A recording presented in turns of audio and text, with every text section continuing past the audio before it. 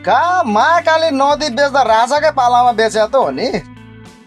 राजाको पालामा कहाँ नेपाली जनताले बोल्न पाउँथे, बोल्नै पाउने थिएन नि राजाको पाला नेपाली जनताले भन्ने जस्ता कुरा आजभोलि प्राय सुनिन्छ के।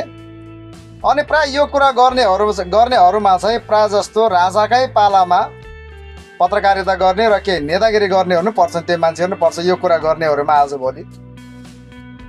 त्यही भएर आज मलाई चाहिँ यो सानो यो विषयमा कुरा गर्न मन लाग्यो, राजा महेन्द्र, राजा वीरेन्द्र र राजा ज्ञानेन्द्रको विषयमा।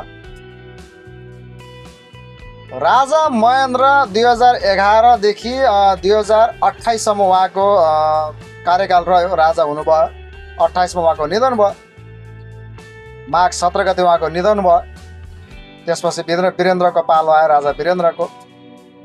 महेन्द्र सरकारले 2011 देखि 2017 सम्म भनौँ न, 17 सम्म उहाँको त प्राय अब त्यो जुन पञ्चायती व्यवस्था 17 देखि 46 सम्म रह्यो पञ्चायती व्यवस्था। र उहाँको पञ्चायती जति पनि देश विकास जति पनि भयो प्राय त्यो पञ्चायती व्यवस्थामै भएको हो। जति पनि कल कारखाना फ्याक्ट्री जति पनि औद्योगिक क्षेत्रहरू खुले 2017 देखि 28 मा त उहाँको निधन भइहाल्यो। 28 पछि राजा वीरेन्द्र, राजा महेन्द्रले लगभग कति वर्ष, लगभग 10-11 वर्ष हाराहारीमा यदि विकास गर्नुभयो, त्यो विकास सायद त्यो पछि नेपालमा त्यति विकास भएको छैन, त्यो स्वाभाविकै कुरा हो। र कुरा आउँछ राजा वीरेन्द्रको होइन। राजा वीरेन्द्र 2028 देखि 2058 जेठ 19 सम्म, 19 त उहाँको निधन भइहाल्यो, हत्या भयो। 2058 सम्म भनौँ। उहाँको कार्यकाल चाहिँ 2028 सालदेखि लगभग यता पञ्चायती 2046 पछि त पञ्चायती व्यवस्था गइहाल्यो होइन, भौगोलिक व्यवस्था।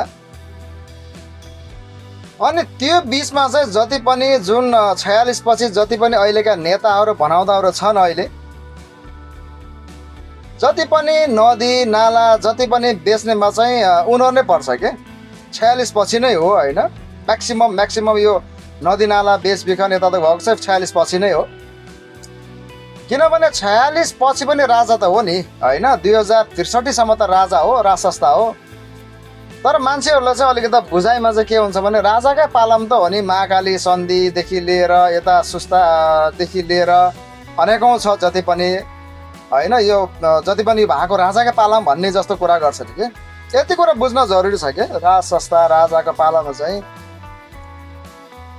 श्री 3 को सरकारमा जुन राणाहरूले जुन राजालाई एउटा के भन्छ त्यसलाई एउटा अन्डरमा राखेका थिए नि, एउटा राजा चाहिँ हो, राजा छ तर राजाको शासन सत्ता चल्दैन भन्ने हिसाबले जुन राणाकालीन उसमा व्यवस्थामा उसमा श्री 3 को सरकारले जुन राजालाई गरेको थियो नि, त्यस्तै हो यो 2046 पछि। राजा त हो, राजा त छ तर राजाको चल्दैन के। जुन दलीय व्यवस्था भयो 2046 पछि जति पनि राजाले नगर भन्दा पनि उनीहरूकै लाग्ने, उनीहरूकै अधिकार, उनीहरूकै शासन सत्ता चल्ने भएको कारणले गर्दा महाकाली सन्धिदेखि लिएर सुस्तादेखि लिएर अनेकौँ 2046 पछि भएको हो होइन। अनि मान्छेहरूले चाहिँ भन्छन् राजाको पालामा सबै राजाको पालामा बेच्या त हो नि, राजाको पालामा बोल्न पाउने थिएन। राजाको पालामा बोल्न पाउने थिएनन् भने अहिले जति पनि छन् नि, जति पनि अहिले नेता भनाउँदाहरू, जति पनि पत्रकार भनाउँदाहरू अहिले छन् नि, उनीहरू प्राय राजाकै पालामा पत्रकारिता, राजाकै राजा विरोध गरेर नै राजा देशमा अधिकांश बोलेर होइन, अनेकौँ बोलेर नै पत्रकार भएको हो नि, नेता भएको हो नि। उसले राजाको पालामा बोल्नै पाउँथेन भनेर हुन्छ होइन। यो भारुरामहरू होइन, भारुरामहरू यो प्रचण्ड केपी सेपी सबै राजाकै पालामा पढे लेखे होइन तिनीहरू होइन, राजाको पालामा पढ्नै पाउने थिएन, राजाको पालामा बोल्नै पाउने थिएन भन्ने यस्तो कुरा गर्छन्।